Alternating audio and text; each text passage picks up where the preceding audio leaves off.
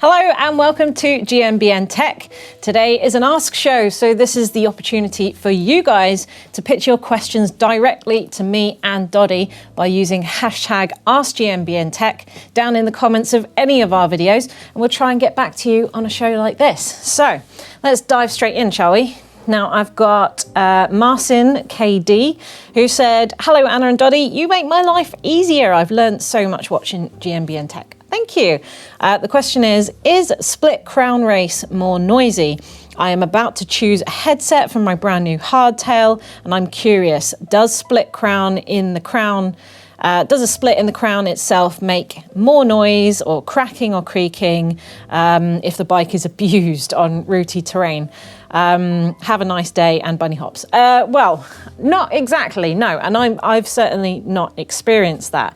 So for anyone who doesn't know, a crown racer is basically it's that little piece of metal that you slide on, and usually you'll get something like this tool, which is a crown race setting system that you'll put over the top, and you'll hammer it down with a hammer and you'll set it into place. So you actually have to use a proper tool to get it down into here, and then that piece of metal will then merge with the headset on the lower side of the underside of your headset.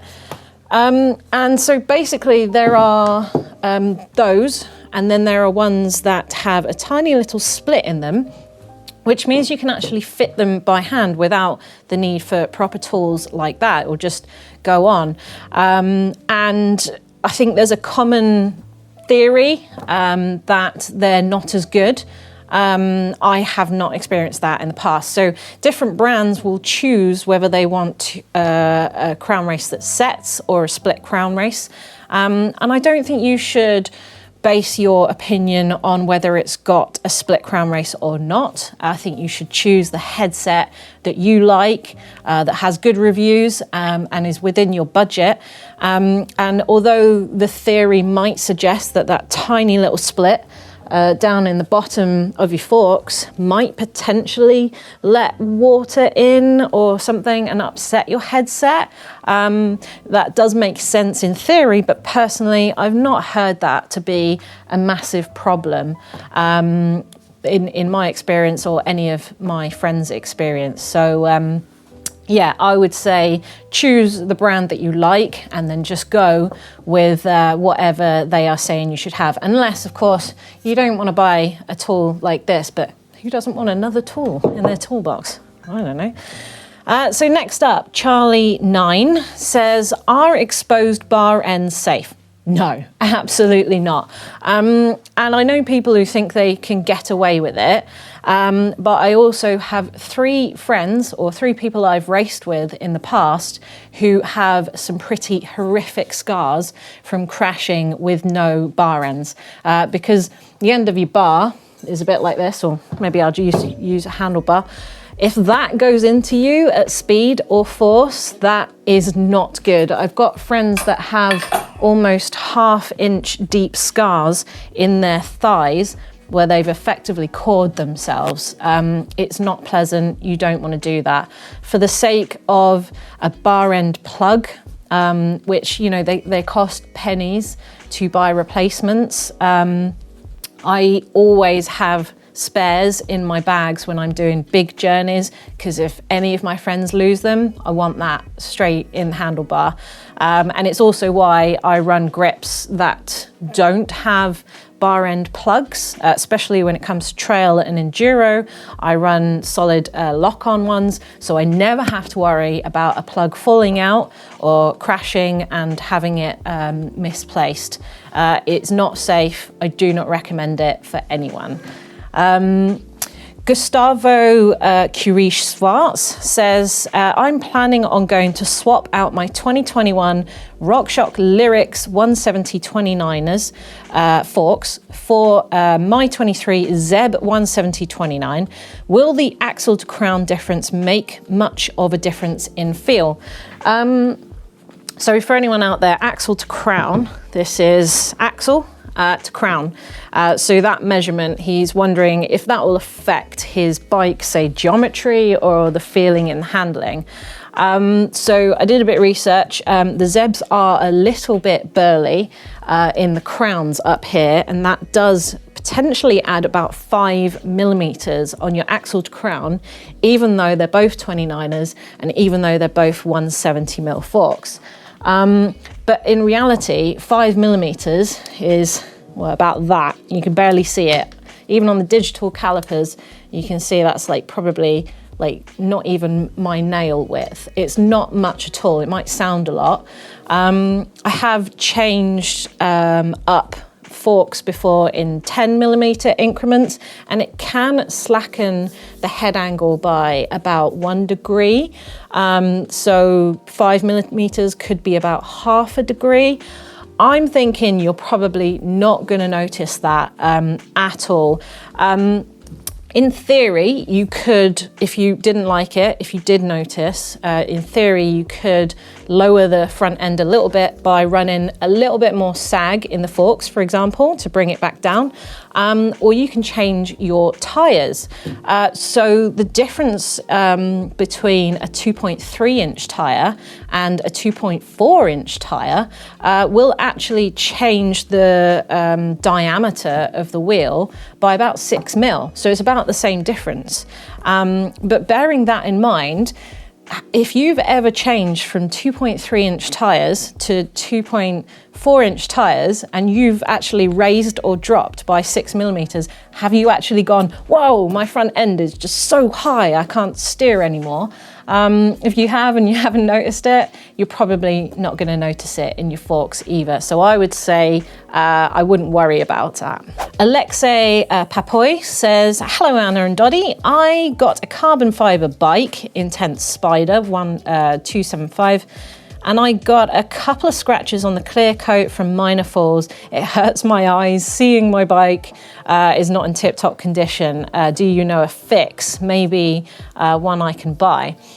So this is like an effort versus budget thing. So I don't know which you will favor more. The high effort, low budget is if the scratches are only in the Clearcoat, and you'll know this because the scratch will be probably white. If it was over, like, say, a raw carbon frame, it'll just be white, and that's just a scratch in the Clearcoat. Now, you can actually buy some sandpaper that is really, really fine. I'm talking like 2000 grit minimum, and it's really, really fine. And you can actually gently rub that scratch out and then buff it out, and it will just remove that little white scratch, as long as you don't, obviously don't go down to the carbon. But that can be a little bit daunting to do it yourself. You might be able to get a little Clearcoat filler. Some auto companies do that sort of thing as well. But if you have the budget for it, personally, I would send it to a professional and get it buffed out, or sourcing those scratches, or even laying down a new Clearcoat. It's probably not as much money as you think it is, assuming it's in your budget. I personally would do that if I really was upset with the state of my frame. And then once you bring it back, you can then put some protective gear on there, some protective stickers to make sure it doesn't happen in the next time. Also, I've found that I've put stickers on my bike, and they do a good job of covering up the scratches. So, a clear protection frame like the Muck-Off frame protectors will do a good job of covering them up, especially if there is a design pattern in there as well, which is doing a very good job of covering up even bigger scratches on some of my bikes. So next up, too old for this. High-tech gurus. Are MTB sunglasses more robust than those adorned by GCN roadies? I mean, it depends on the brand. But if we just talk generally here, there are usually subtle differences between road glasses and mountain bike glasses. So first of all, trail and mountain bike glasses tend to be a Cat 0 to a Cat 2, and that is talking about the colour that is used in the lens, and it's the amount of protection on your eyes as well, because we tend to be in lower lights if we're in the woods, for example, whereas road tends to be more like a Cat 2 to a Cat 4, which is really, really dark usually, or it looks darker, like a smoked brown or a black or grey, because they tend to be not cycling through the woods. They tend to be out in the roads. They're more exposed to it. They tend to be going up in the mountains as well. So you might want to go for lower end Cat ones and trail ones if you are doing typical mountain biking in the woods. But hey, if you're doing XC over a col in the Alps, you might want to look at road glasses to get better protection for your eyes in those more exposed conditions. But also a lot of brands will do some kind of coating so that water beads off. In my experience, like for example, we ride POC here, that coating tends to be on all of the glasses, because even though you're riding road and you're not riding through mud, if it rains, you still get grit on your glasses that you want to bead off. So they do tend to be across the board pretty good. Some brands will offer a more tougher scratch resistant lens or a coating or some kind of protection on the trail side of mountain bike eyewear, but you need to do your research and figure out if they're actually offering that. Otherwise, saying that they're MTB or that they're road might just be a shape thing or a style thing. Perhaps the road glasses are more likely to work with non-peaked XC or road helmets, whereas the trail ones will work better with peaked helmets and have potentially more venting as well, because you're going at slower speeds. So that's my take on the differences, but you do need to put a bit more research into the ones that you're comparing. So Scat Silvers says, lubing control cables and housings like shifter cables, droppers and post cables. I always avoided doing this in the past as to not attract dirt into the housing back in the day when there was lots of cables on bikes.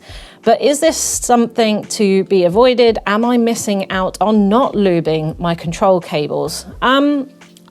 You're not missing out, I would say.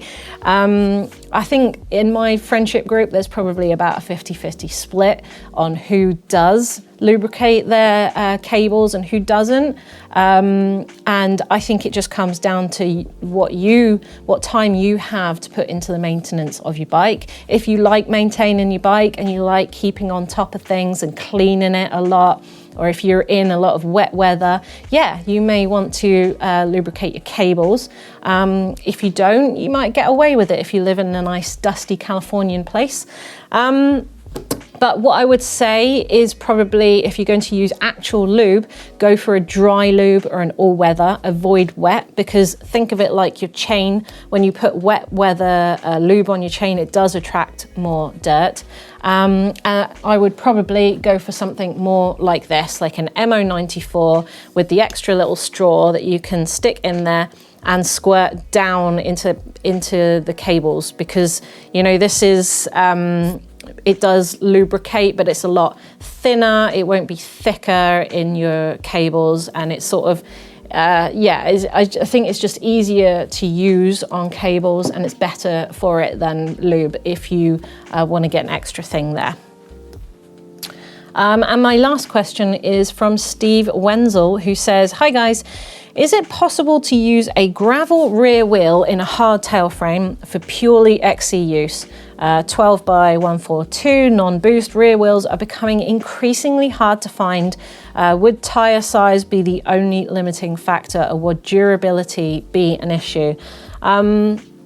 So this is like obviously a broad question, and I can't just say all gravel wheels are different to all XC wheels, because there are some crossovers.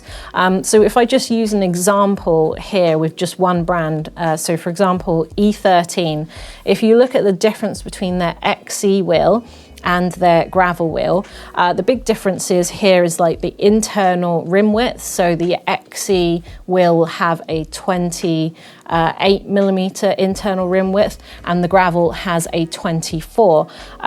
So what that does is that kind of, even if you don't notice that from a stability or a riding point of view, then that limits what tires you can put on those wheels. So at XC, that XC with 28 mils, you can run 2-inch to 2.4-inch tires, whereas the gravel is a max 2.2-inch. So if that bothers you, then obviously you might want to look at the XC wheels instead of the gravel.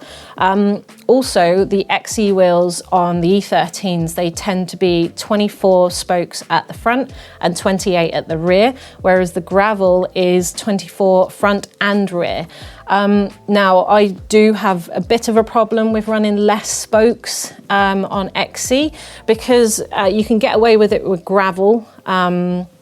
Basically, if you think that the less spokes you have, there's less tension keeping that rim in line. And if you lose a spoke on the trail, you break a spoke, for example, that's a bigger surface area that's going to go out of whack.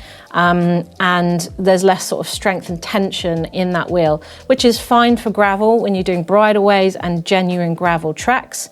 But XC, if you're doing actual single track and technical bridleways, I personally would want more spokes for more strength and more reliability as well. But, you know, that might not be a limiting factor for you. So I would just say there are pros and cons to each. I would keep an eye on the differences when you're looking at these gravel wheels. And if those differences aren't that big and they don't bother you, then I can't see why not. So I don't know, have a look, research it properly and see what you think. But that's all I've got time for today. So thanks for joining me. If you're new to the channel, do subscribe and give us a big old thumbs up if you've enjoyed these questions.